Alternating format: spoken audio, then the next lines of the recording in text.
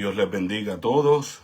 Buenas tardes, buenos días, buenas noches a todos los que van a estar reunidos escuchando esta poderosa enseñanza, esta poderosa palabra para este tiempo, ¿no?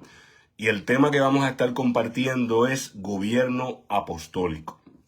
Y a medida de resumen, ya que es bastante extenso el material que hemos podido compilar para defender la postura de la fe, para defender el escrito hablado por Jesús mismo, que al finalizar vamos a concluir con esa escritura, pero el punto principal es para defender la postura de la iglesia, ¿no?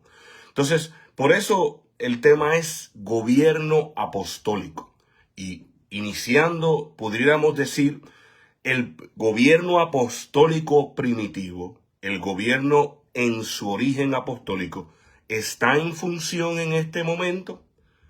¿Es algo que es evidente? ¿Se puede palpar? Mire, la característica principal del sello del gobierno apostólico por el Espíritu Santo de Dios, de manera escritural establece que el Espíritu añade lo que han de ser salvos a la iglesia de Cristo. O sea, el indicativo primario es que hay un movimiento, hay un mover. Lo que es el gobierno apostólico tiene varias pendientes, las vamos a tocar, como vuelvo y les repito. Es muy extenso, pero vamos a hablar con fundamentos bíblicos y con fundamentos históricos. ¿Cuál es el propósito de hablar de este gobierno apostólico? ¿Qué es lo que pretendemos por el Espíritu? ¿A qué grupo nos dirigimos en esta hora o a qué personas en particular? ¿Qué es lo que busca rescatar? Bueno, pues mire, muy importante, les aclaro desde ya para que estemos claros que la intención primaria es una sola y evidentemente es restaurar, rescatar lo que se perdió y exhortar, pero sabemos que de por sí puede ser y va a ser descartado por aquellos que se oponen a la doctrina de Cristo. Ahora, el primer punto, y para los primeros a los cuales esta palabra ha sido construida, elaborada por el Espíritu, es al cuerpo de Cristo, al liderazgo, a lo que Dios ha puesto como liderazgo. ¿Por qué?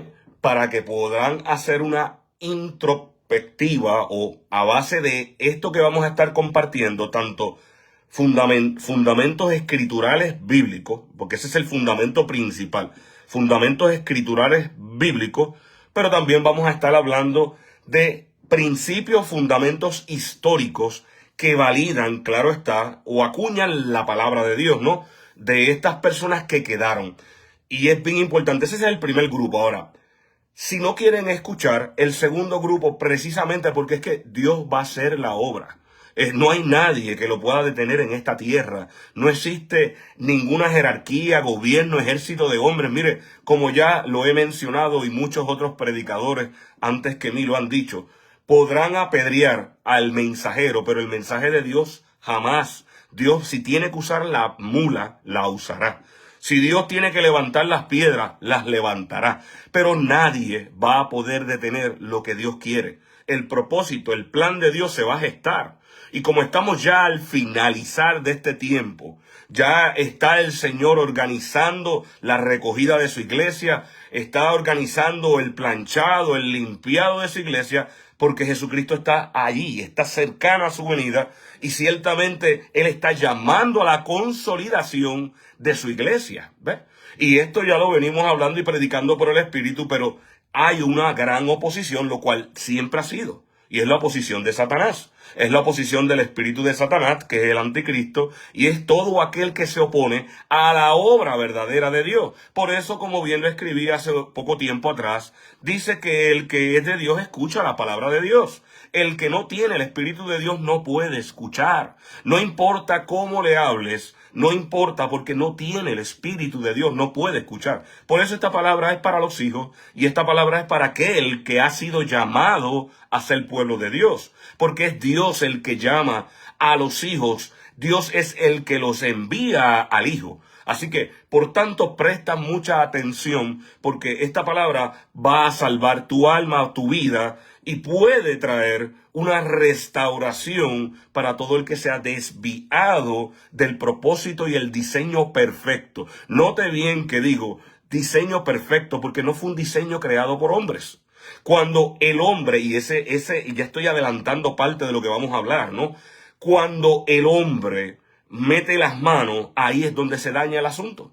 Dios hizo un diseño y ese diseño lo puso operacional, funcional, evidencia hay, que es lo que vamos a hablar, evidencia hay bíblica y histórica, que muestra que el diseño de Dios en el ejercicio de la operación eclesiástica trajo un movimiento y trajo, porque vamos, como le digo, la historia, y sigo adelantando unos tips.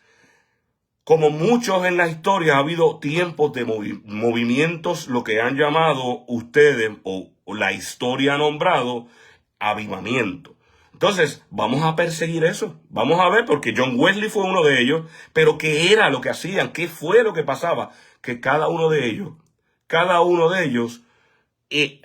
volvía al diseño original apostólico, al gobierno apostólico. Por consiguiente, como vuelvo y notifico, vamos a hablar un poco acerca de lo que es el gobierno apostólico en operación. La historia va a mostrar cuál grave daño y cómo se sufre, evidentemente, porque no está el diseño completo en operación, ¿no? Y, como les digo, es para los líderes, pero también para el pueblo de Dios. ¿Por qué? Porque el llamado es la exhortación, con la evidencia que vamos a traer escritural e histórica para que usted pueda validarlo.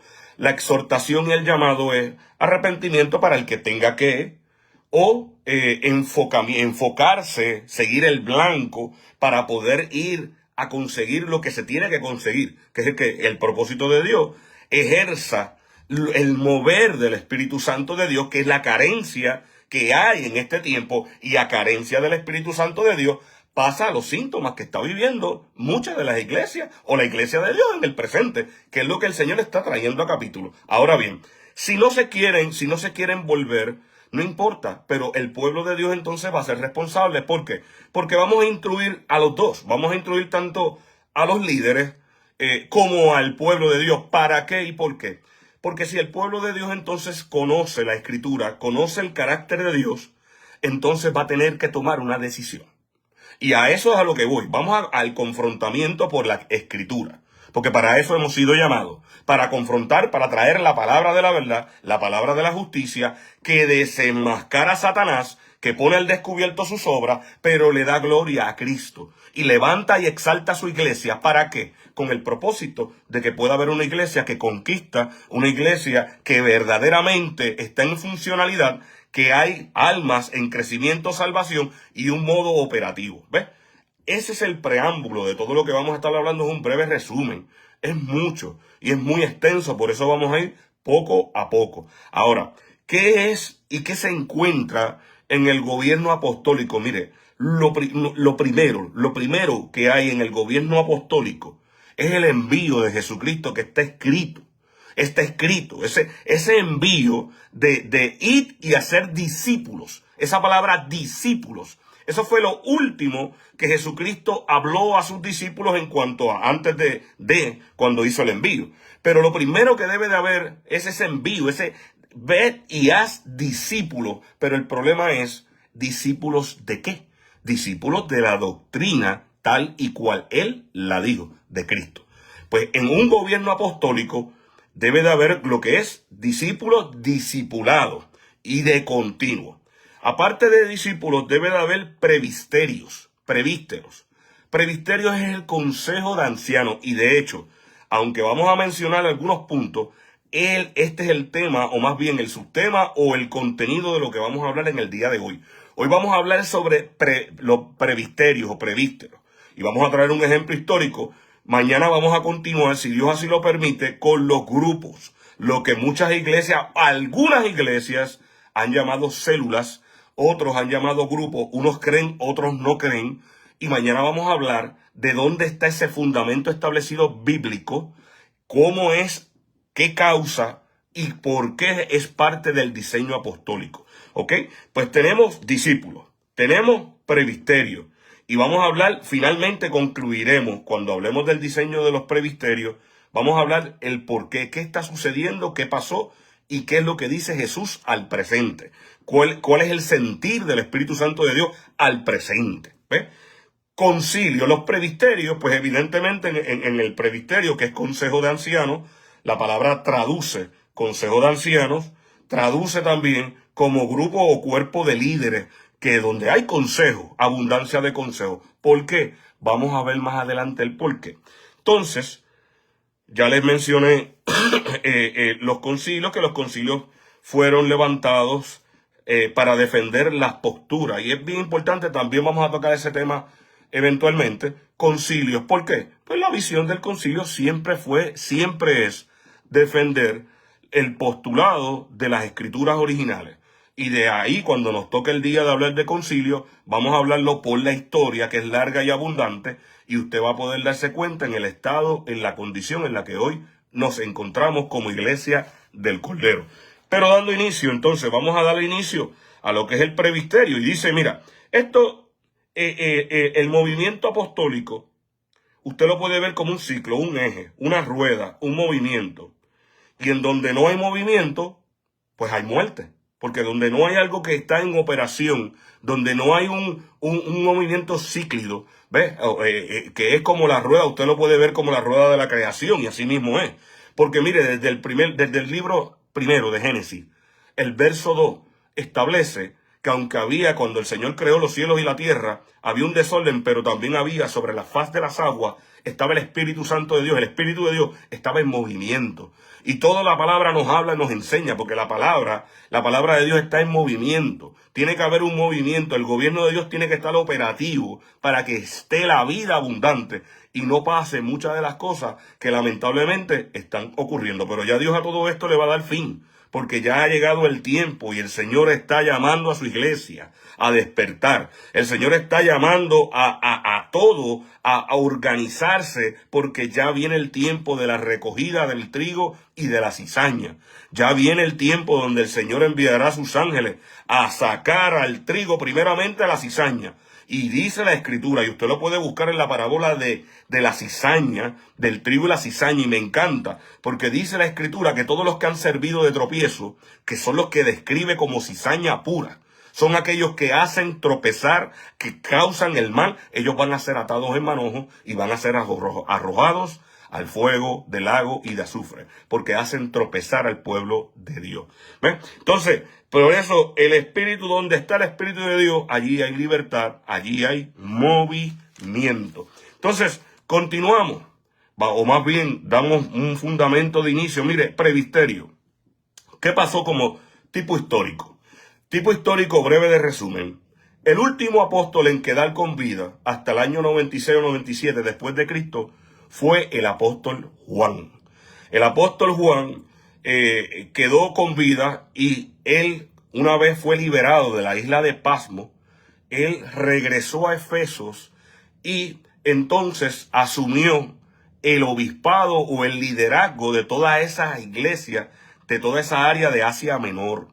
Sí había establecido ya lo que el apóstol Pablo ya había establecido en Corintios, en Roma. Habían iglesias también establecidas, y es precioso, ¿no? Pero lamentablemente el apóstol Pablo había muerto. Sin embargo, la obra del apóstol Pablo no había muerto. ¿Por qué? Porque antes, muy tristemente, esto es un detalle que hay que mencionarlo, pero muy tristemente el obispo precesor, o más bien el que estaba antes de volver otra vez el apóstol Juan, mira qué cosa curiosa, y usted lo puede buscar en la historia.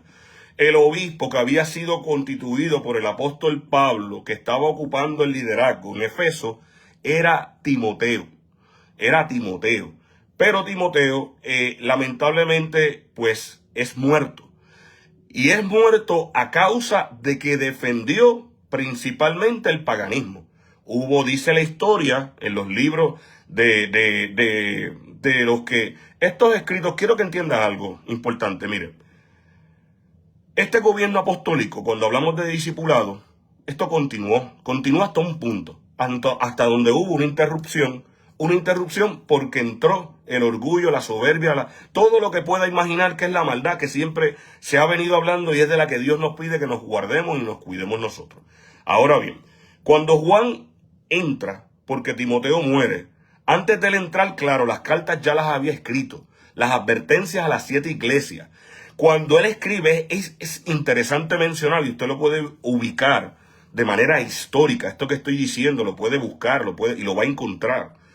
Usted puede encontrar que cuando el apóstol Juan escribe el Apocalipsis, que él estaba en pasmo todavía allí, desterrado, él envía las cartas, quien estaba evidentemente en poder, se entiende, se cree, por la historia era Timoteo. Entonces, cuando usted lee el regaño o la exhortación a la iglesia, era que había perdido su primer amor, que volviera. Entonces, es cónsono. Es cónsono porque el apóstol Pablo, en un momento dado, cuando estuvo con vida, usted escucha que el mismo apóstol Pablo, y está escrito en la Biblia, corrige a Timoteo y en otras palabras le dice, mira, aviva el don que fue impuesto por el presbiterio, que lo vamos a leer más ahorita, despierta el don, en otras palabras, y no seas tímido, en otras palabras, llamándolo un poquito más fuerte, pues mira, no seas cobarde, vamos a darle, hay que darle. Entonces es cónsono porque quiere decir que había un detalle, claro, somos humanos, evidentemente, pero esta carta cuando llega, es muy probable que al leerla, ciertamente despierta lo que necesitaba despertar en Timoteo. Despierta, porque el Señor le dice, mira, tengo esto a favor tuyo y todo lo demás, pero este es el punto principal que está pasando. El punto es que hay frente a la iglesia una manifestación, y pues bueno, el apóstol, o más bien sí, el obispo Timoteo sale afuera y a predicar, a confrontar, a confrontar, mire, de manera agresiva. Y usted puede buscar esa historia que está preciosa, la iba a traer, se me pasó, no la tengo conmigo porque la quería leer, si no más adelante la leemos. Pero el punto es que allí mismo fue apaleado, dice la historia que lo cogieron y lo apalearon. No murió al instante, dice que unos días después, según los historiadores, Timoteo pues muere, pero esto trajo un despertar, una solidez a la iglesia, que en ese entonces él precedía, y una unidad, ¿no? Y me encanta porque fue uno de lo que la historia puede validar, según las cartas de los otros que fueron discípulos directos del apóstol Juan, que mira, Dios entregó su vida por la defensa del evangelio. ¿Ves? Ahora, dando ese dato particular, toma el control nuevamente, volvemos a que el apóstol Juan toma el control de la iglesia en Efesos y comienza nuevamente, o más bien continúa con la obra que ya el apóstol Pablo había establecido del gobierno apostólico, de las iglesias en las casas y todo lo demás. Pero hay una situación, y esta situación ya no está en control del apóstol Juan, que ahora ahí entramos en la materia prima de la palabra de previsterios o prevísteros, de dónde proviene, qué es el prevístero y todo esto. Bueno, pues sucede que en Corintios se levantó un sedimento, unos jóvenes, dice la historia, y estos jóvenes echaron fuera al liderazgo de ancianos de Corintios, de la iglesia que estaba establecida en Corintios. Ellos cogieron y simplemente, porque pues, les plació, y fueron y sacaron o eliminaron el presbiterio. Entonces, en ese entonces, rastreando la historia, pues estaba en esa iglesia constituido como obispo, el obispo Clemente, el cual usted puede buscar sus escritos, y el hombre, aparte de ser un obispo, también escribió y añadió a lo que hoy podemos conocer fundamentos poderosos. Pero hoy vamos a utilizar parte de los escritos que él hizo en una carta directamente a los Corintios para que usted vea la consecuencia y lo que es el orden del gobierno apostólico, pero lo que causa el quitar parte de lo que es el diseño de lo que es el cuerpo apostólico o el propósito del original, ¿ves? Pero vamos a leer, dice, vamos a ver acá qué es la primera carta de Clemente. Bueno, es una carta escrita por Clemente de Roma, obispo de Roma, entre el 88 al 99 después de Cristo, dirigida a la iglesia de Corintios. ¿Por qué? En Corintios había ocurrido un levantamiento contra los presbiterios legítimos. Un grupo de jóvenes había expulsado a los líderes establecidos. La iglesia de Roma interviene para restaurar a los presbiterios expulsados, llamar a la unidad, corregir el espíritu de división, recordar la tradición apostólica del ministerio, porque eso es lo que perseguía.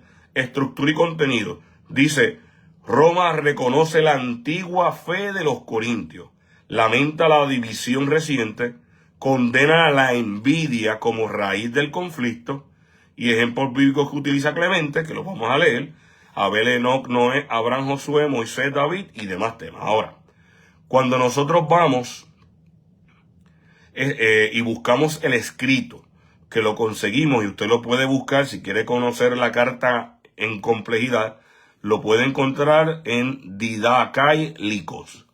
Didascaicos / carta a los Corintios. O puede, ahí fue donde, esa fue la fuente que yo utilicé para poder encontrar esa carta que él había hecho.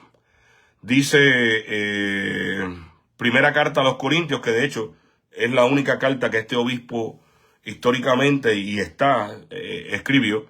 Aunque tiene varios capítulos, solamente voy a utilizar los primeros 3 capítulos para modo de énfasis en el tema de lo que estamos hablando, ¿no? Dice aquí el capítulo 1, la iglesia que vive en Roma, a la iglesia de Dios que vive en Corintios, a los llamados a los santificados en la voluntad de Dios por nuestro Señor Jesucristo, sea multiplicada en vosotros la gracia y la paz de Dios omnipotente por Jesucristo, por las súbitas y no interrumpidas adversidades y desgracias que nos han ocurrido.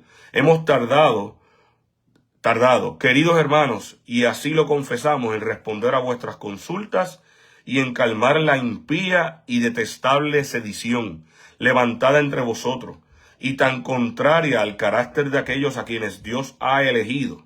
Algunos pocos hombres insolentes y audaces a tal extremo han llevado su locura, que vuestro nombre venerable e ilustre y digno de ser amado por todos ha llegado a pronunciarse con gran descrédito vuestro.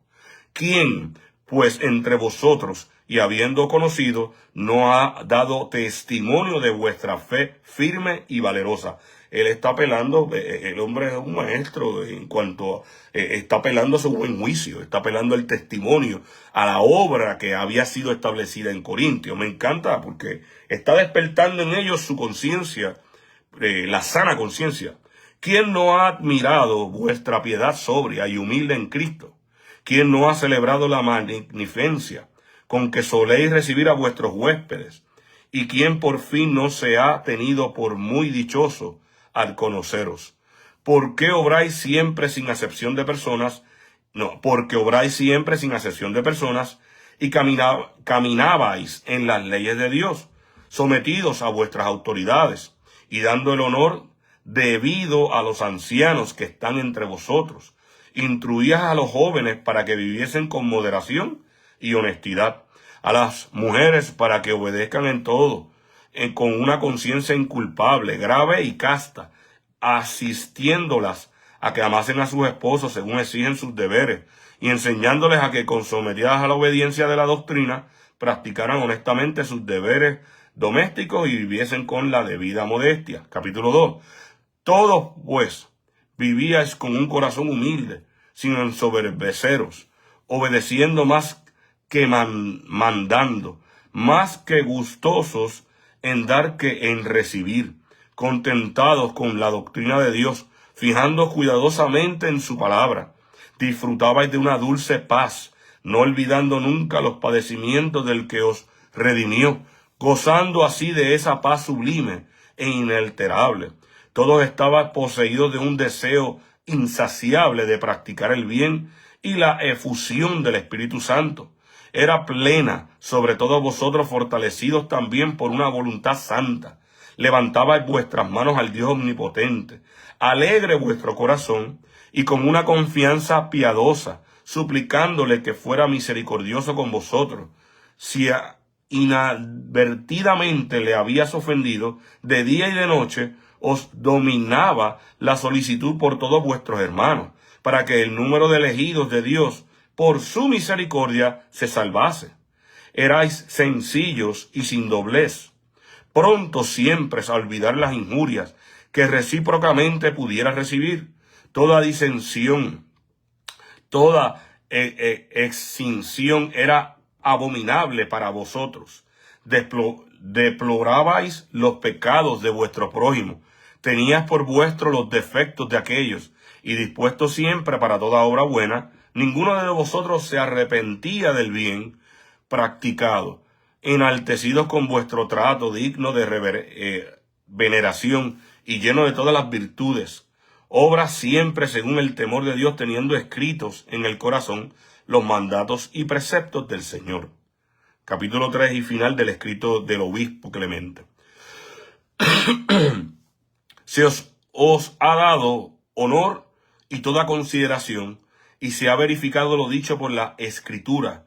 Comió y bebió, y creció y engruesó, y dio coces el amado. Y eso se encuentra, él está citando y apelando ahora a la Escritura. Eso está en Deuteronomios 32:15.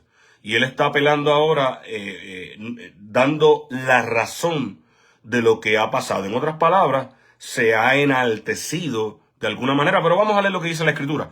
Pero Jesurún engordó y dio coces. Has engordado, estás cebado y rollizo. Entonces abandonó a Dios, que lo hizo, y menospreció a la roca de su salvación, que sabemos que es Cristo. Y él está apelando a esa escritura inmediatamente, pues que ha sido, engordada, ¿no?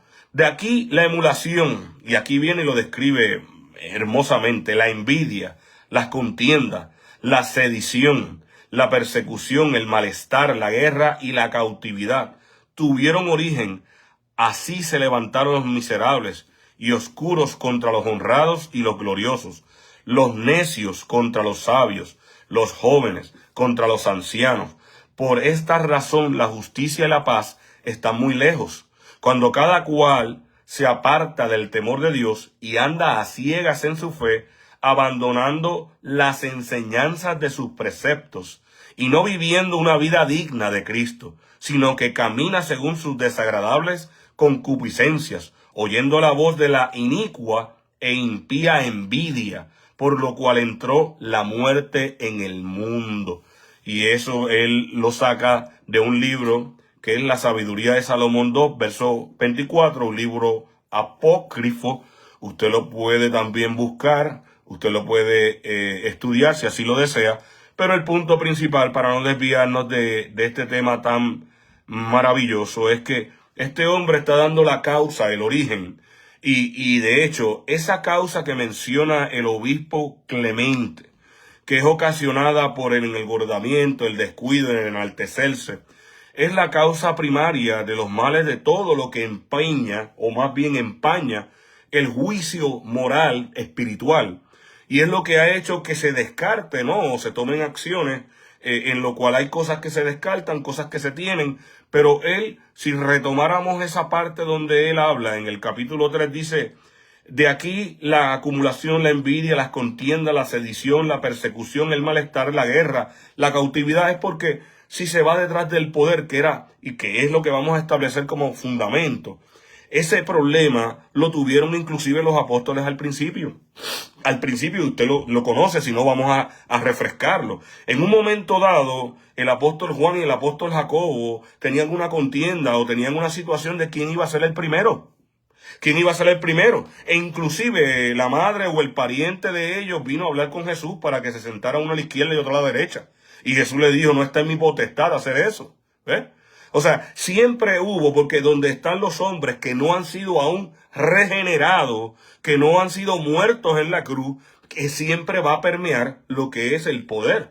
Pero aquel que decide seguir a Cristo y la doctrina que él enseñó, sabe que el primer requisito es como él dijo, aprender de tomar mi yugo, aprender de mí que soy manso y humilde de espíritu, tomar tu cruz, tomar su cruz y seguirme. O eso hubo en el principio de los apóstoles. Sin embargo, al llegar al Espíritu Santo de Dios hubo una reforma interna en ellos, una madurez, por lo cual aprendieron lo que es el gobierno apostólico y lo emplearon. Entonces ahí es que ellos lo ponen en funcionalidad y evidentemente vamos a ver, en la Biblia, mire, hay un pasaje, o hay varios pasajes, pero hay uno que me capturó, que lo descubrí los otros días y fue muy poderoso para emplear este punto que estamos hablando, que sea bíblico. El apóstol Pablo en un momento dado tiene una defensa en uno de los escritos, no lo tengo aquí, pero usted lo puede buscar. Él menciona y dice, yo doy gracias a Dios que al único que bauticé fue una persona más y dijo Gallo, y a Gallo, que fueron los únicos que él había bautizado. A donde voy era que Gallo era un seguidor, Pablo se lo ganó, el apóstol Pablo se ganó a Gallo. Y Gallo era un servidor y un hombre ganado por el apóstol Pablo. Pero las escrituras más adelante, años y años después, Gallo, que fue reclutado por el apóstol Pablo ya no está. Pero ahora es, mira, y usted puede buscarlo, está en la tercera carta del apóstol Juan, tercera de Juan, capítulo 1 en adelante. Y usted puede escuchar cómo el apóstol Juan se dirige a Gallo. Dice, mi hijo, mi hijito. O sea, y comienza dándole elogios a Gallo. Entonces, esto nos muestra que ciertamente los apóstoles habían muerto a todo lo que es la envidia, habían muerto a todo lo que es la competencia, porque ya entendieron el fundamento principal de lo que es el gobierno apostólico, que es que se trabaja para el crecimiento. No hay uno que es mayor o uno que es menor. Todos edifican la iglesia. O sea, el apóstol Gallo había sido discípulo del apóstol Pablo, pero ahora estaba sirviendo al apóstol Juan. Porque esto no es de quién, como dijo el apóstol Pablo también. Dijo, mira, esto no es que ustedes dicen de Apolo y de esto, pero mira, esto no se trata de quién, esto se trata del que hace la obra. ¿Ves? Eso es uno de los detallitos, que usted lo puede buscar y me encanta. Y como eso hay más, hay muchos más testimonios. Ahora, notemos un punto principal de esta obra, de esta función del presbiterio. ¿Por qué es tan vital e importante? Que es lo que vamos a ver la conclusión. Pero vamos a ver ahora un poco del significado de lo que es presbiterio.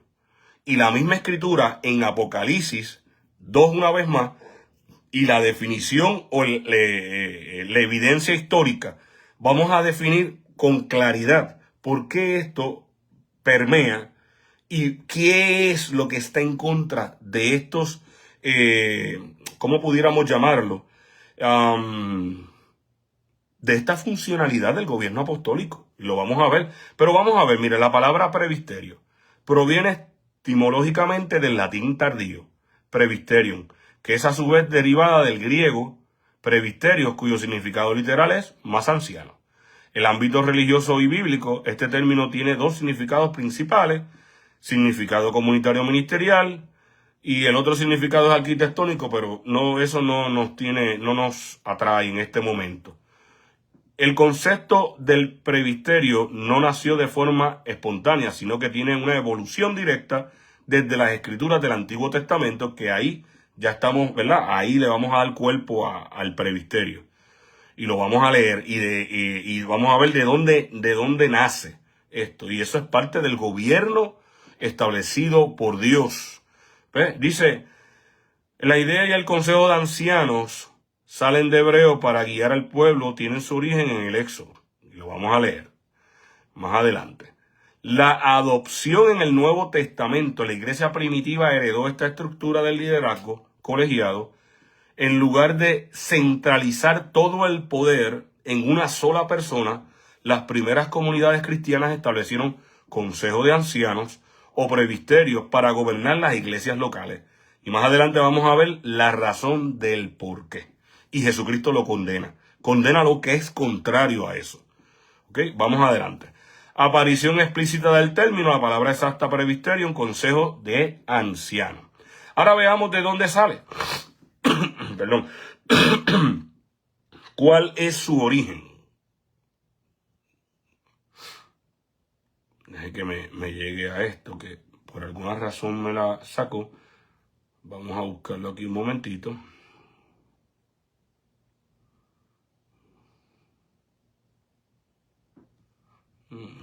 No importa, vamos a buscarlo. Yo sé que está en Éxodos.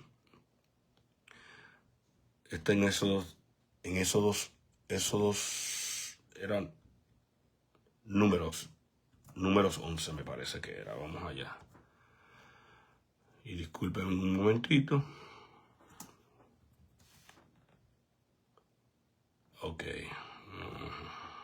Éxodo 16. Éxodo 16, ese es el origen. Y eso me lo sé de esa sí la...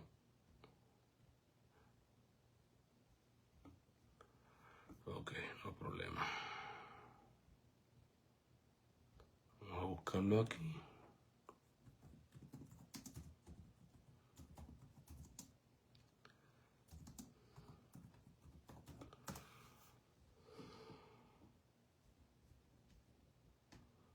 Ok, ahora sí lo tenemos. Está en Éxodo 18. Y ese es un caso real. Y fue cuando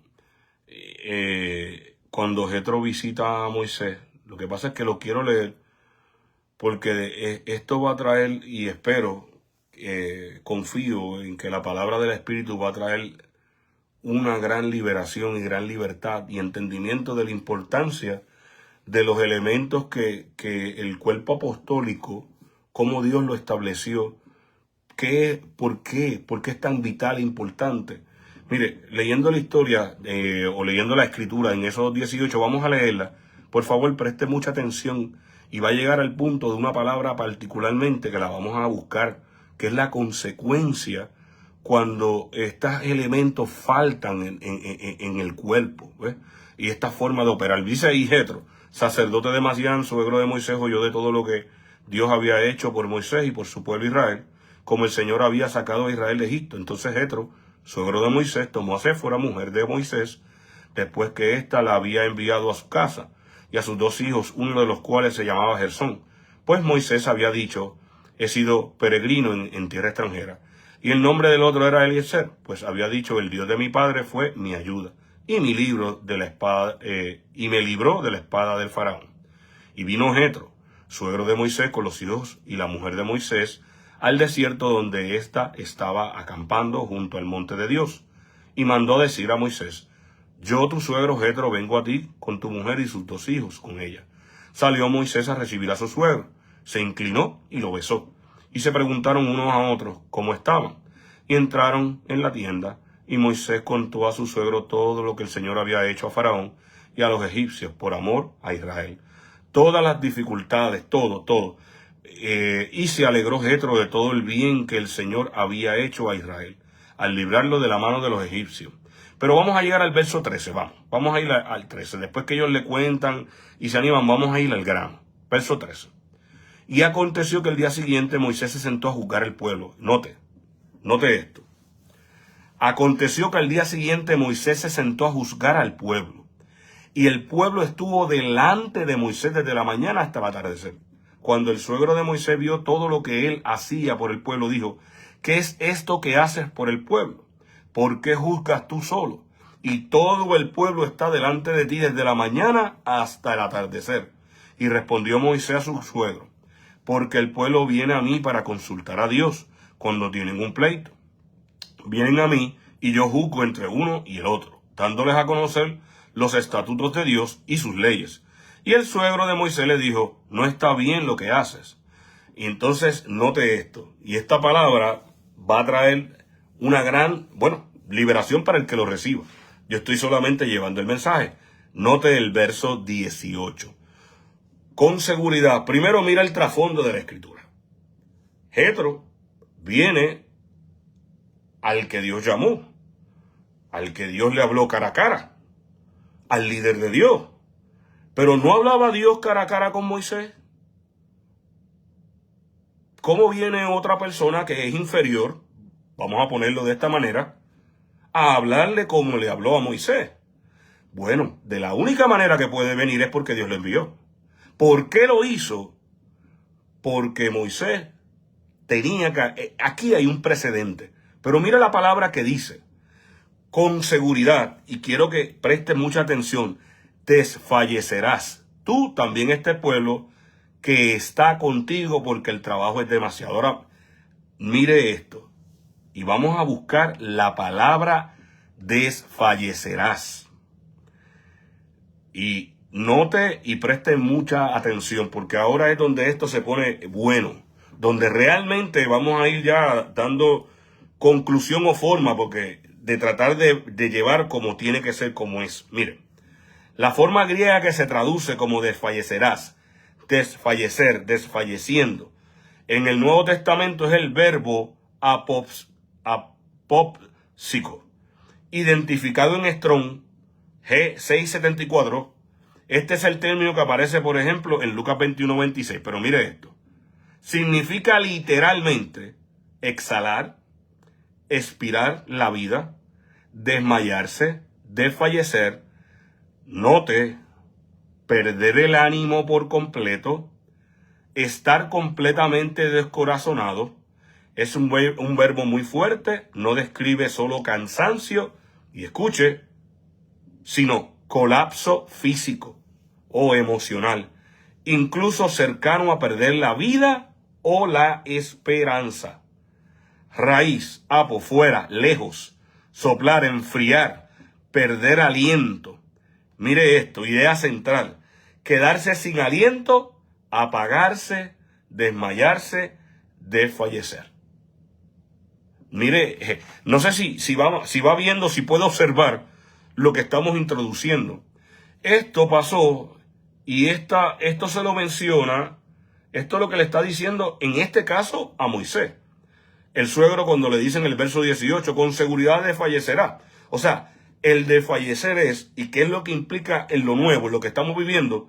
Precisamente, se corta, porque esto es parte del modelo, del diseño perfecto. Mire, lo vamos a ir a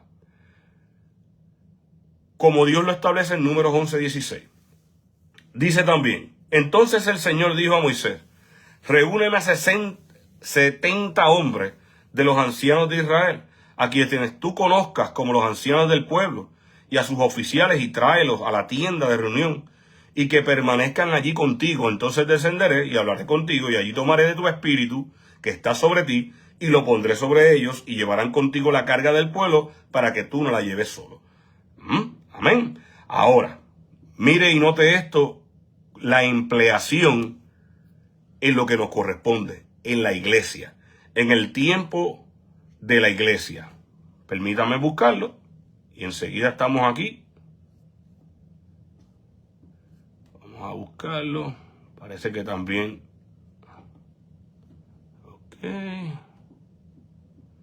Ok, aquí volvemos. Ok. La adopción en el Nuevo Testamento. La iglesia primitiva heredó esta estructura de liderazgo colegiado en lugar de centralizar todo el poder en una sola persona. Las primeras comunidades cristianas establecieron consejos de ancianos o presbiterios para gobernar a las iglesias locales. Ahora, ¿dónde está en el Nuevo Testamento? Primera de Timoteo 4:14.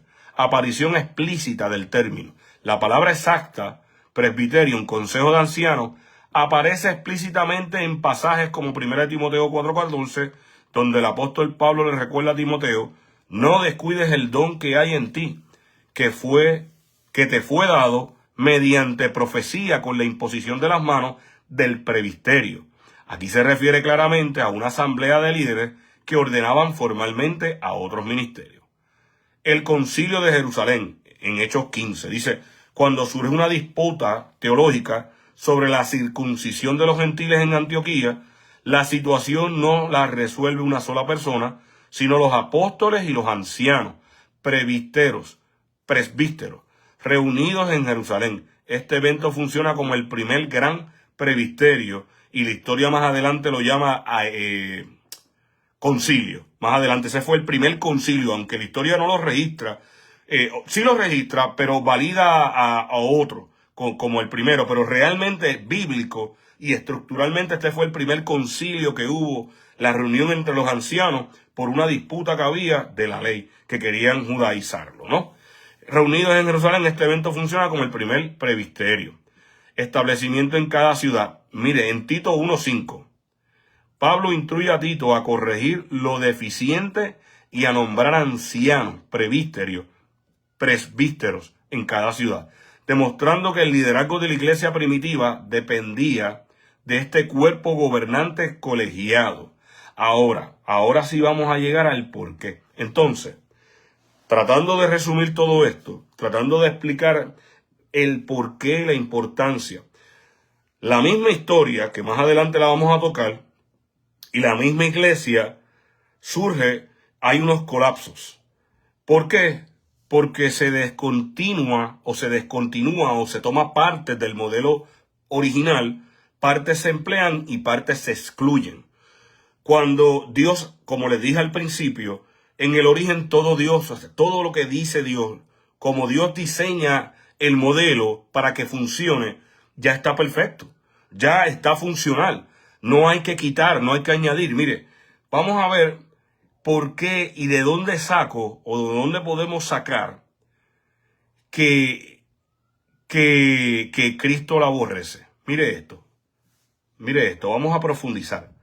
Lo hemos hablado, pero vamos a profundizar o ampliar lo que es la corrección a la iglesia de Pergamo, en particular, que se encuentra en el capítulo 2 de Apocalipsis. Mire, el Señor dice, vamos a leerlo, dice el mensaje a la iglesia de Pergamo, y escribe de la iglesia en Pergamo: el que tiene la espada aguda de dos filos dice esto: yo sé dónde moras, dónde está el trono de Satanás. Guarda fielmente mi nombre y no has negado mi fe, aún en los días de Antipas, mi testigo, mi siervo fiel, que fue muerto entre vosotros, donde mora Satanás. Pero tengo unas pocas cosas contra ti, porque tienes ahí a los que mantienen la doctrina de Balaam, que enseñaba a Balac a poner tropiezo, que ya lo hemos hablado, pero lo volveremos a hablar, entre los hijos de Israel, a comer cosas sacrificadas a los ídolos y a cometer actos de inmoralidad. Así tú también tienes algunos, de la misma manera mantienen la doctrina de los nicolaitas. Entonces, cuando investigamos de manera profunda, habíamos hablado y nos habíamos acercado mucho que había una similitud, porque ellos practicaban la gracia, la tergiversaban y todo eso que habíamos hablado, pero hoy vamos a hablar el punto fundamental de qué es lo que Cristo aborrecía. Y esto está establecido y es válido históricamente.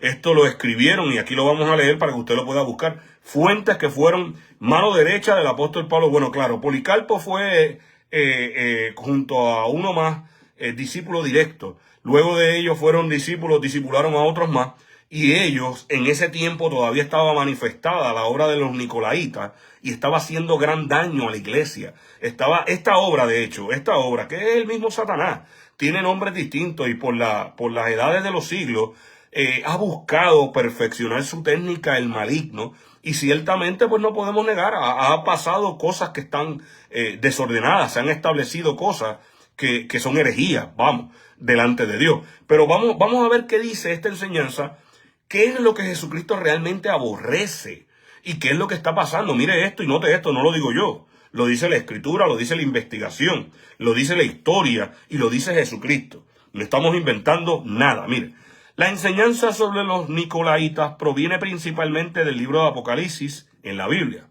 Su nombre se asocia históricamente con la corrupción, escuche, del orden eclesiástico y la pérdida del poder espiritual del pueblo de Dios. Escuche bien y trate de comparar esto con la realidad que se vive al presente. Usted tiene que ser oveja, usted tiene que ser hijo de Dios primero. Usted tiene que ser discípulo de Cristo y no de los hombres. Usted tiene que hacerse discípulo de la palabra y del que trae la palabra de Dios. Ese es al que usted le va a ser fiel. Usted le va a ser fiel a la palabra de Dios, a lo que dice Dios. Y es momento de despertar. Vuelvo y lo repito, y lo vamos a seguir hablando porque no van a tener excusa. La palabra, y Dios tiene a sus hijos, a sus siervos en puntos diferentes, y hay iglesias que sí operan de manera correcta, pero hay otros que Satanás es el que está gobernando. Por eso no hay iglesia del Cordero. Solamente hay un enviado de Satanás. Hay un espíritu de demonio. Y va a ser descubierto. Usted se le está hablando ahora con la palabra, lo que enseña, para que usted despierte o, en cuyo caso sea por un error, o usted se arrepienta. Mira lo que dice la palabra. La enseñanza sobre los nicolaítas proviene principalmente del libro de Apocalipsis en la Biblia.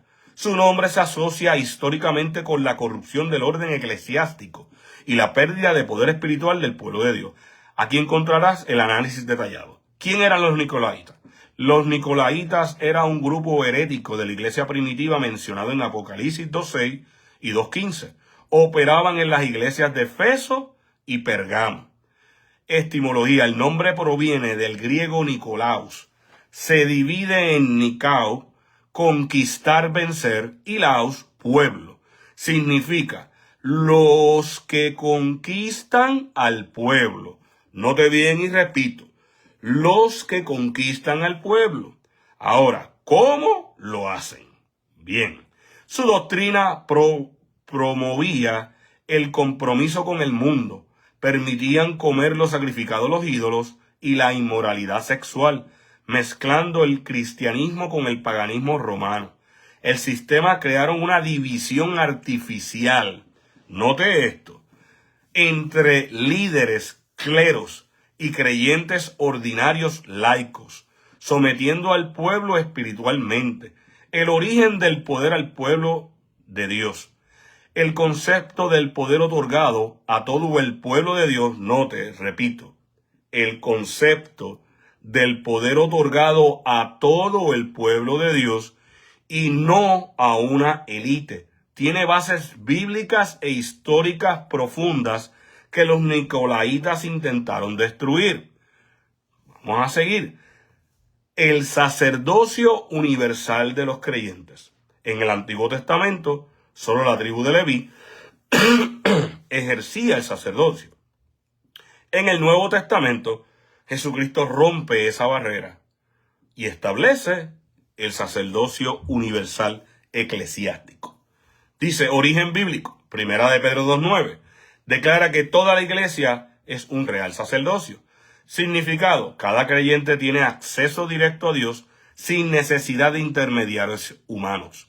El empoderamiento por el Espíritu Santo. El poder de la iglesia no emana de una jerarquía humana, sino de la presencia divina de cada individuo.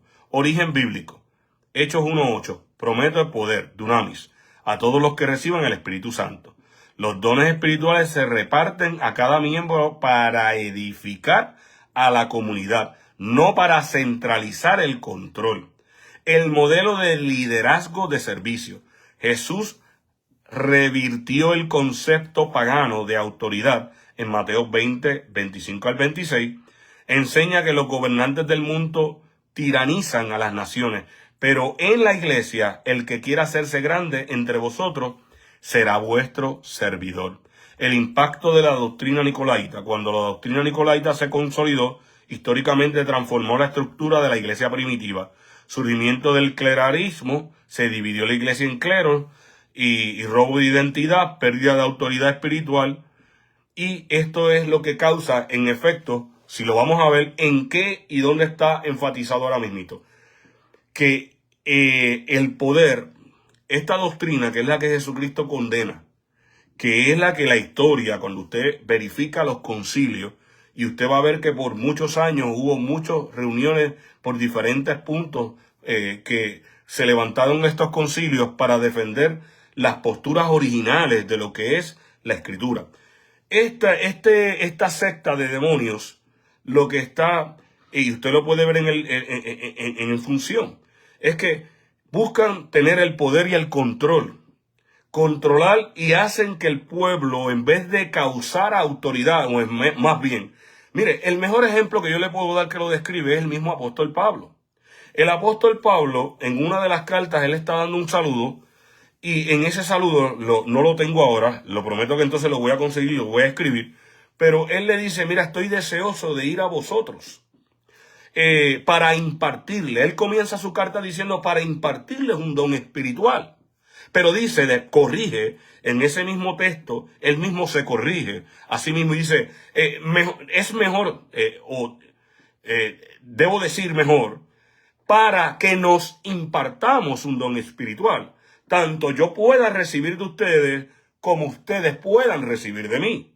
Entonces, esa carta está, ahora mismo no me recuerdo en esa actitud donde está, la voy a postear, la voy a buscar para que usted lo tenga, pero así es que sale el fundamento de los presbiterios, de los presbíteros, porque él mismo estaba guardándose, o más bien, la visión de Dios es que el pueblo se guarde a sí mismo, porque Dios conoce bien nuestra debilidad. Y por eso cuando yo me hice personalmente, Señor, ¿qué es lo que impide realmente que el gobierno apostólico, que tiene, primero disipula para enviar? Porque no se disipula o no se busca discípulo para retener un discípulo. Se busca un discípulo para ser discípulo y enviar a ser más discípulos. Ese es el gobierno, el eje del gobierno apostólico es que tiene presbiterio, tiene el consejo de los ancianos evidentemente, tiene los concilios, tiene los grupos pequeños, pero es con el propósito de aumentar, de diversificar, de expandir el reino, no de controlar del monopolio del eje de una sola persona donde la atención de estos que se hacen llamar apóstoles, que no lo son, de estos que se hacen llamar profetas, pero no lo son, de estos que se hacen llamar líderes espirituales, pero no lo son, de estos que se hacen llamar profetas, pero no lo son, evangelistas, pastores, pero no lo son. ¿Por qué no lo son? Porque van en contra del modelo original que Dios planteó y que Dios Jesucristo habla y dice que aborrece la obra de los nicolaitas, porque son enemigos de la cruz de Cristo.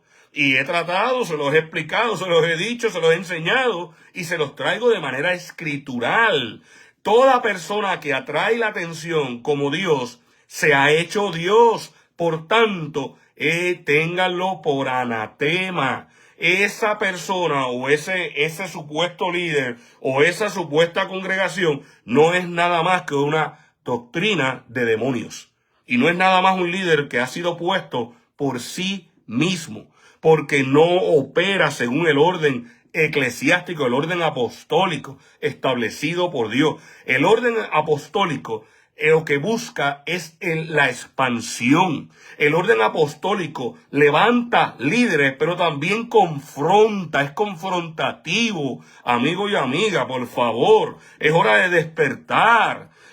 Mire, usted sabe todo lo que se ha levantado, las herejías, lo que la iglesia el día de hoy ha adoptado como cosas que son paganas delante de los ojos de Dios y de la Escritura. Y simplemente mucho pueblo lo que hace es que le aplaude por desconocimiento. Y usted cree que usted va a ser pasado por inocente. Usted tiene que conocer a su Dios. Usted tiene que conocer, tenemos que conocer a nuestro Dios. Y por eso, en el día de hoy, en este tiempo presente, podemos sacar, no sé a lo que Dios saque, pero esta doctrina sigue establecida. ¿Y cómo la puede ver? Porque se descubre a sí misma. Se descubre a sí misma. El gobierno apostólico solamente tiene una encomienda, y es la multiplicación. Es la multiplicación, no es el yo. No es que yo soy el centro. No es que yo soy el Dios de la iglesia o el que tiene el poder y yo te lo puedo impartir si yo quiero. Esos son herejías.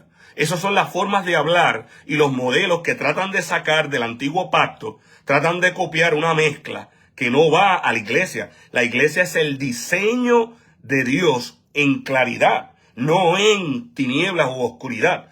El tabernáculo fue algo que fue dado en sombra para un tiempo, pero no fue clarificado hasta que Cristo tomó forma de hombre y en la cruz del Calvario murió y resucitó para darle vida a la iglesia, a lo que ya no es sombra, sino es luz. Pero claro, esto es algo que es difícil de aceptar porque hay personas que, como todos, por eso es que les dije al principio, mira, hay personas que simplemente por el error, por seguir los estudios que estudiaron, seguir estudios que son herejías. ¿Me entiendes? Hay personas que por error han estado practicando o se han desligado del gobierno apostólico. ¿Ves? Porque no conocen al Dios, no conocen la Escritura. Hay personas que intencionalmente sí lo hacen, pero están encubiertos y se los he dicho. Este es el tiempo de que el pueblo de Dios tiene que descubrir lo que está encubierto. Lo que está vestido como ángel de luz tiene que ser descubierto. Y de la única forma que va a ser descubierto es a través de la Escritura, a través de la verdad escritural de la palabra de Dios. Eso es lo que pone en relieve todo este gobierno de maldad. Mire, los concilios, todos ellos empezaron de una manera en origen bien. Empezaron defendiendo unos puntos, unas posturas preciosas. Pero mire, el concilio surgió porque el hombre se metió. En resumen, se metió porque si hubiera seguido ese diseño original, los cuales los atrevidos, los que son fatuos, falta de entendimiento y enemigos de la cruz, cuando tú les hablas de lo que es volver al origen, volver a los principios apostólicos, ellos rápido buscan una excusa. Y aquellos que tienen el gobierno eclesiástico, simplemente no, eso tenlo para ti. A mí me han dicho personalmente, me dijeron, no, ten esa fe para ti. Utilizaron la escritura diciéndome, tenlo para ti. O sea, se trae una corrección bíblica, pero no es aceptada. ¿Por qué? Porque no hay un consejo. Un consejo donde se pueda realmente evaluar que lo que se está refutando sea correcto. ¿Para qué y por qué? Por el beneficio de todo el pueblo. Y no solamente por eso. Mire, en el gobierno apostólico, lo más que hay es crecimiento. Lo más que hay es un aumento del conocimiento de Cristo, como lo dice la Escritura. Lo que dice la Escritura es que el Señor añadía a la iglesia aquellos que hayan de ser salvos. ¿Por qué el Señor no añade ahora? ¿Por qué no añade? Mira, te voy a probar por la historia y vamos a seguir hablando. Lo que sucede es que, para no ser demasiado extenso, mañana seguimos con el segundo punto. Pero hoy solamente estamos hablando de una de las cosas que algunas iglesias sí tienen, presbiterio, pero han quitado otras cosas y otras iglesias no creen en eso. Porque se han autollamados y se han puesto. Pero cuando tú los confrontas con la escritura, se esconden y huyen. Y no pueden, y simplemente ejercen su autoridad de gobierno, lo cual Dios lo condena. Dios lo condena. Mire, si no fuera cierto lo que yo digo, usted puede buscar en el 1700 tanto. Se levantó un hombre que es llamado o fue llamado John Wesley. John Wesley, que tuvo un avivamiento, y claro, es de la iglesia metodista, por decirlo de esa forma, o lo llamaban así, pero busque el origen, busquen esa historia, 1700 tanto. Si lo que yo estoy hablando es basura, si lo que estoy hablando es algo que ya pasó, que no está ocurriendo, búscate a través de la historia los movimientos o los avivamientos del espíritu. ¿Por qué y de dónde provienen? Este hombre, tú sabes lo que él reavivó, porque no fue que lo creó, no fue que lo añadió, solo lo puso en práctica. Y de hecho estoy hablando parte de lo que vamos a hablar mañana, pero no me importa. John Wesley lo que trajo fue los grupos. Trajo el diseño que ya estaba establecido, apostólico, lo trajo y trajo un avivamiento. ¿Por qué? Porque había sido dividido la gente, porque la iglesia había sido corrompida y porque las posiciones sociales habían ocupado en ese entonces, pues tenían preferencia. Lo mismo que la escritura hace más de 1700 años, o hace 1700 años, ya había advertido. Entonces, John Wesley trae un movimiento y ese movimiento trae una expansión, trae un crecimiento. ¿Por qué? Porque utilizó una de las herramientas del cuerpo apostólico. El protestantismo o la reforma protestante como se conoce de Calvino. ¿Por qué vino? Porque tergiversaron, cambiaron, sacaron y comenzaron a dar indultos porque el hombre se metió. Después de él viene otro y corrige algo que Calvino estaba mal. Solamente una parte que Calvino no fue muy clara, ¿no? Y eso también lo vamos a hablar. El punto a donde voy, amado que estás escuchando, que estás viendo, ve el video de principio. Y no te preocupes que Dios nos va a perfeccionar para poder seguir hablando de este tema con más condensado, de una mejor forma. Lo que sucede es que, al igual que muchos, yo soy un hombre y dependo de Dios, de la gracia de Dios. Y estoy aquí por gracia. Y es demasiado el material que tengo. Y gracias a la sabiduría de Dios hemos podido compilar y hemos dado lo mejor para poder hacer entender lo que está ocurriendo en este tiempo presente y lo que Dios está haciendo en su iglesia y lo que Él pretende. Porque es lo que está llamando a sus iglesias a despertar y a volver a conciliar lo que es el Espíritu de Dios con el Espíritu de los hombres. Pero si no se tiene identidad, si usted no se apropia de la palabra de Dios, si usted es una persona que es un conformista, si usted lo que va es a cumplir a la iglesia, es precisamente por eso que ha habido la corrupción tan grande moral, eclesiástica y espiritual que estamos viviendo.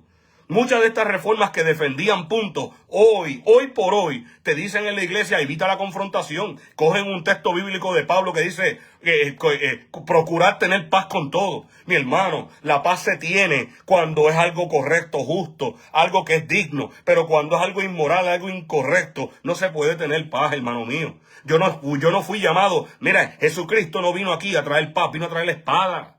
Vino a traer la espada y a ponerle al descubierto lo que está cubierto, por lo que más quieras, por favor. ¿Por qué tú crees que está la secta, la herejía diabólica más grande que hay? Que los testigos de Jehová, los santos de los últimos tiempos. ¿Por qué? Porque las voces apostólicas o el cuerpo, la organización, la iglesia, dejó de ser iglesia.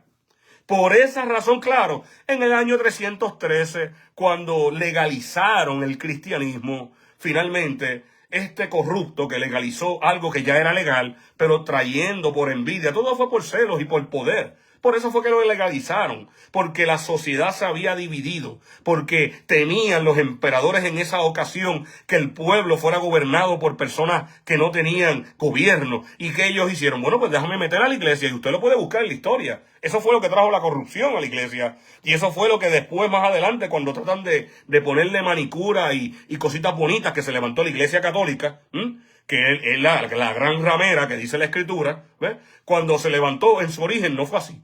Pero después usted va a ver que se corrompió completamente, trayendo herejía, trayendo plaga. Entonces, ¿por qué? Porque se sacó el diseño original, porque el hombre trató de poner, de buscar, de añadir, cuando realmente ya hay un diseño perfecto. Y hay un diseño que si se honra, esa honra que tú le das al diseño, se llama creerle, tener fe, y evidentemente va a tener unas consecuencias positivas. Pero ¿qué pasó? Que ahora mismo la iglesia dejó de ser iglesia, perdió la sal, porque muchos se metieron diciendo que eran de nosotros, pero solamente son servidores de Satanás. Están puestos porque tenían dinero. Muchos han tenido gobierno de dinero. El dinero los ha posicionado y por eso tienen congregación. Por el dinero, por el favor de los hombres. Pero cuando usted los pasa por la palabra, como dice las escrituras, has probado los que dicen ser apóstoles y no lo son. Y no lo son, y sí soy un hombre con debilidades y pecados, pero gracias a Dios, yo no fui el que me escogí, lo escogió Dios. Y si a él le plació, pues le plació. Y si tú tienes problema con eso, brega con Dios. Pero sí, yo los he confrontado por lo que dice la palabra. Yo no los he buscado, pero Dios me los ha puesto. Y por años los he tenido que soportar. Y son unos mentirosos, no pasan la palabra, solamente lo que están es tras el poder, la gloria de los hombres, tras el dinero, tras lo que quieren, pero no están tras el amor verdadero, como es el amor verdadero del prójimo. ¿Que cuál es ese amor? Ese amor lo que hace es que lo primero tiene amor hacia Dios, y hacia su santidad, y hacia lo que escrito está. ¿Ves? Por tanto, amado mío, mira, si te quieres o no arrepentir, ese es tu asunto, pero yo con Dios estoy, ahora yo la libré. En parte, porque todavía me queda encomienda. Porque esto es lo que me dio Dios, me lo puso en el pecho, en el corazón, y llevo años en esto, hablándolo. Porque tiene que ser descubierto lo falso. Los charlatanes tienen que ser descubiertos, y eso lo va a poner al descubierto usted. Usted lo va a poner al descubierto, que es iglesia, porque vuelvo y le repito, estas iglesias que son herejías, claro, como vuelvo y repito, en 313 legalizaron no solamente el cristianismo, sino también legalizaron el paganismo. Y por eso, pues, de manera legal, el gobierno no puede hacer nada. Pero de manera legal, gubernamental, espiritual, la iglesia está para ponerle pie y tropiezo a lo que es una herejía. Para que hagan escándalo con aquello que realmente seduce a las almas inconstantes, a las almas que son indoctas, a las almas que no conocen al Señor, a las almas que no tienen pastor, porque no tienen un pastor real. ¿Ves?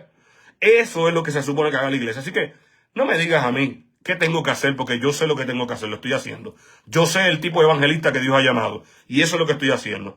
Ocúpate tú de obedecer la escritura que dice y de lo que corroborar toda la información que te estoy diciendo. ¿Ves? Así que, amado, mira, yo sé que a veces, como digo, yo no conozco otro lenguaje, otra forma de hacerlo, lo lamento, así soy, ese es mi ser.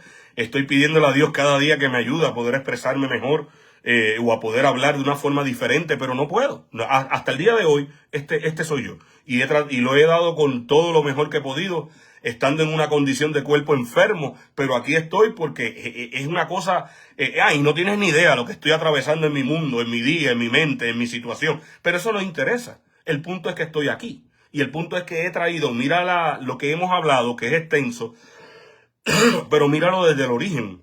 Míralo desde el origen. Y si no, no te preocupes, que yo lo voy a condensar, lo voy a hacer aún más resumido y más sólido, y vamos a perfeccionarlo de tal manera que lo puedas recibir. Que cada uno pueda hacerse un poquito más simple. Pero si usted se fija en el diseño de lo que habló Jesucristo en Apocalipsis, de lo que lo aborrece, es la práctica que vemos campante y rampal.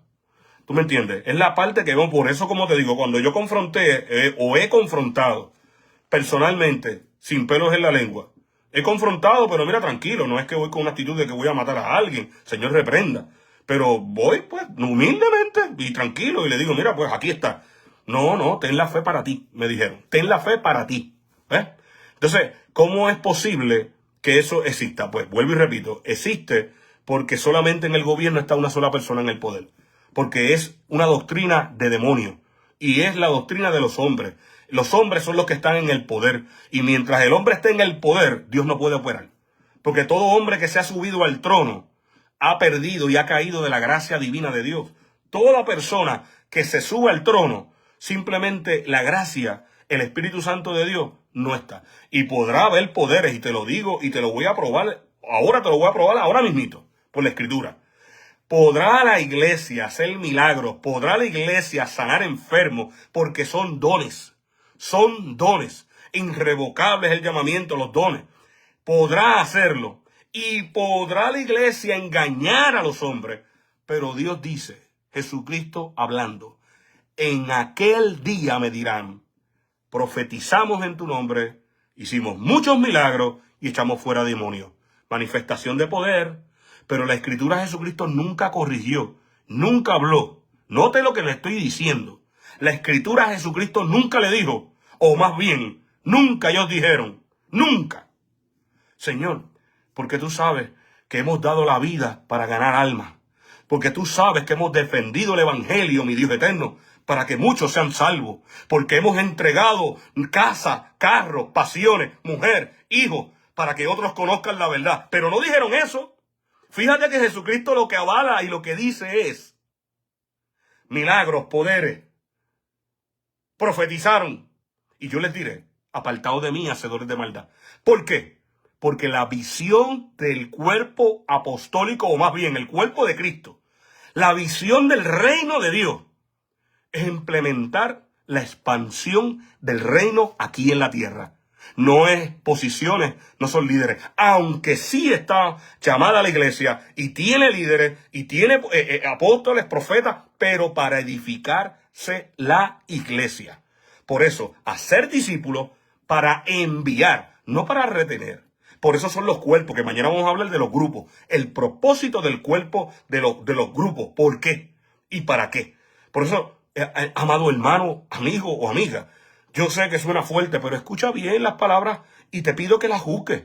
Puedes escudriñarla por todas las escrituras que hemos tocado, puedes investigarla para que despiertes y te des cuenta del monopolio, que es lo que cuando hay un monopolio de hombres, evidentemente Cristo lo llama a aborrece la obra. Por eso es que él, como les digo, y termino ya finalmente con esto, en ese texto no es por el poder, no es por los milagros y no es por las señales. Es por el que obedece la palabra de Dios, por el que honra, como ellos le llaman honra, porque no saben honrar a Dios. La honra verdadera está en honrar al Hijo. Lo dice el Padre, está escrito. Honren al Hijo. Salmo 2 me parece, primero. Honren al Hijo para que el Padre o la ira del Padre no se inflame. Dice Salmo 2, verso 1. Honren al Hijo. Y Cristo es la iglesia. Cristo es la cabeza de la iglesia. El que viola, el que trastoca cualquier orden de lo que es la iglesia del Cordero, no es problema. Podrán burlar a los hombres, pero a Cristo, a Dios nunca, nunca lo van a burlar. Esta es la palabra que yo tenía para compartir en el día de hoy, presbíteros. Como parte, eso es uno de la organización, del organismo, de la función, de lo necesario para el cuerpo, para lo que es la iglesia del Cordero de Dios. Lo demás son inventos de hombres, eso es parte. Pero recuerden, a forma de terminar, discípulos, hacer discípulos de la doctrina de Cristo para enviar y ganar más territorio. Presbíteros, concilios y sobre todo, vuelvo y repito, la gracia de Dios que abunde en cada uno de nuestros corazones. Ese es el amor verdadero. Tú no puedes amar al prójimo si primero no amas a Dios. Porque lo demás es un acto fingido. Un acto que es para aparentar delante de los hombres que tú eres casto, o eres un creyente, o andas en el amor. El primer amor, querido amigo mío, amiga que estás escuchando, es hacia Dios. Ese es el primer amor que dice la palabra. El primer amor es hacia Dios. Yo no puedo amar a los hombres más que a Dios. Yo tengo que amar a Dios primero, antes que los hombres. Ese es el amor que yo predico. El amor a la palabra, el amor a lo que está escrito. Y ya les hablé. Y vamos a seguir hablando tanto escritural como la historia. La historia, y usted lo puede buscar, históricamente, todas las cosas que han sucedido que manifiestan que esta obra sigue viva y latente, más lo que hablamos ahora. Usted, si es hijo de Dios y si es siervo de Dios, abra sus ojos. Y si usted hace caso a la palabra que estamos enseñando, usted va a ver lo que va a pasar con su congregación, con lo que Dios llamó. A los que Dios llamó, si implementan el diseño apostólico, yo te garantizo que lo que estaba muerto solo duerme y va a despertar. ¿Por qué? Porque tú le has creído a Dios. Y a toda aquella persona que le cree a Dios y al diseño apostólico, porque por eso estamos hablando, para los que se arrepientan, y estamos hablando para el pueblo de Dios que despierte y saquen a los que tienen que sacarlo, corran por sus vidas. O corran por sus vidas, porque yo no estoy a favor de hombres, yo no estoy puesto para predicarle por hombres o para hombres. Yo estoy puesto para predicar lo que Dios me enseña, lo que Él me dice que predique, ¿ves? Te guste o no. Así que, amado, mira, emplea el diseño, el original, no tengas miedo. Y si la iglesia estaba muerta, te digo y te profetizo, no estaba muerta, solo estaba durmiendo, porque el Señor, ¿por qué el Señor no añade? Porque el Señor, ¿cómo va a seguir añadiendo? Para seguir formando personas que no conocen a Dios. Sin embargo, les voy a mostrar mañana que el Señor favorece y usted ve el ensanchamiento, el crecimiento y la salvación que Dios trae a la iglesia cuando se honra el diseño apostólico. Amén. Así que bueno, amor, Dios te bendiga. Oramos, Padre, te damos las gracias, te adoramos y te bendecimos y te pedimos, Señor, mi Dios eterno, que tú le des paciencia a todos mis hermanos para que puedan escucharme, Señor, las palabras que he dicho. Dale paciencia, dale amor. Ayúdalos a que puedan, Señor, mi Dios eterno, prestar atención a las palabras. Ayúdalos, Señor, mi Dios, dale humildad, dale mansedumbre. Señor, y mira si hay alguno que en esta hora, Señor, acepta, cree en tu palabra, en tu diseño, Señor, mi Dios. Si alguno se arrepiente delante de ti, ya tú lo sabes. Ya tú sabes quiénes son tus hijos. Ya tú sabes quiénes son los que están de acuerdo contigo, pero también sabes aquellos que no.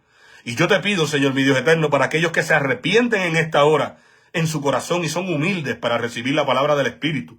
Padre, yo te pido que tú hagas prosperar su vida.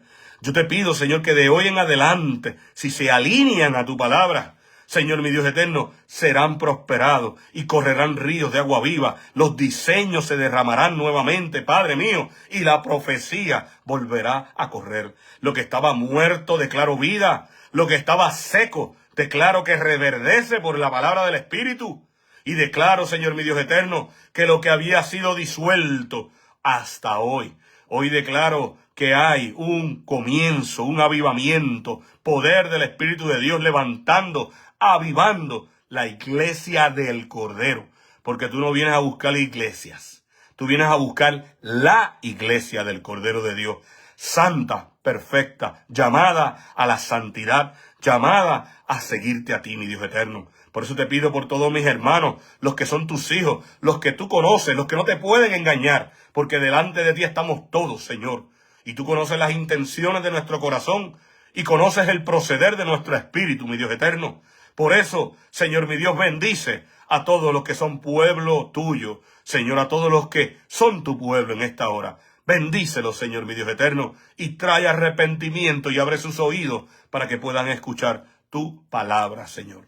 Gracias te damos toda la gloria y toda la honra a ti, Espíritu Santo de Dios, porque solo tú eres digno y mereces toda la gloria.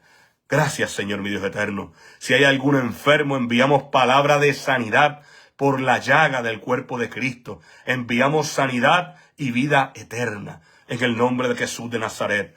Gracias, Señor, por tu milagro. Gracias, Señor, porque el mejor regalo es tu palabra. En el nombre de Jesucristo. Amén y amén. Mañana, si Dios permite, continuamos con este segundo punto de los grupos, de lo que son los grupos en la iglesia. Esto proviene de Dios. ¿Dónde está el modelo que lo dice? Mañana lo vamos a ver a través de la Escritura. Vamos a ver de dónde Dios implementó el modelo cómo fue empleado en el Nuevo Testamento en la iglesia, y vamos a ver los resultados de obedecer al modelo apostólico. El modelo apostólico nunca va a buscar la gloria, el reconocimiento, sino más bien va a darle la gloria al cuerpo completo de Cristo. Dios te bendiga.